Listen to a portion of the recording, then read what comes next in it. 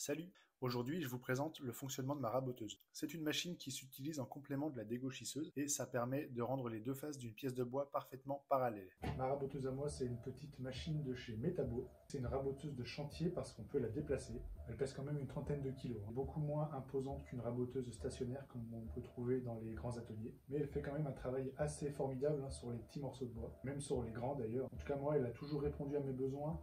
Même sur des plateaux de chêne qui faisaient 30 cm de large et 2 mètres de long. Elle m'a fait du bon travail et c'est vraiment une bonne machine quand on n'a pas un budget énorme. Quand on a dégauchi une face et un champ d'une pièce de bois, elle va simplement nous permettre de rendre la face et le champ opposés parfaitement parallèles. Donc, on aura un morceau de bois avec 4 angles droits. Si vous avez vu ma vidéo sur la dégauchisseuse, le principe est très similaire. Sinon, je vous invite à aller la voir. Sur la raboteuse, il y a une table d'entrée, un axe avec les deux fers et une table de sortie.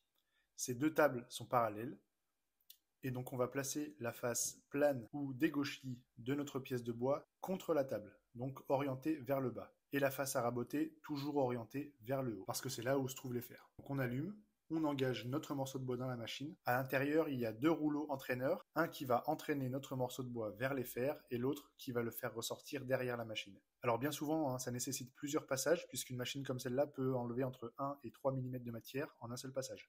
Donc si on a par exemple 5 mm à enlever, il faudra s'y reprendre à 2 voire à 3 fois. On va ensuite vraiment pouvoir amincir notre morceau de bois aux dimensions que l'on veut. À l'aide de la manivelle, on va pouvoir régler la hauteur des fers et choisir l'épaisseur de notre pièce de bois. Une fois que la deuxième face est parallèle, on peut faire la même chose avec le deuxième champ. Et on obtient donc un beau morceau de bois tout beau avec 4 angles à 90 degrés. Ça nous donne une base de travail vraiment propre pour travailler derrière. Petite précaution à prendre quand même, parce que quand je l'allume, ça envoie.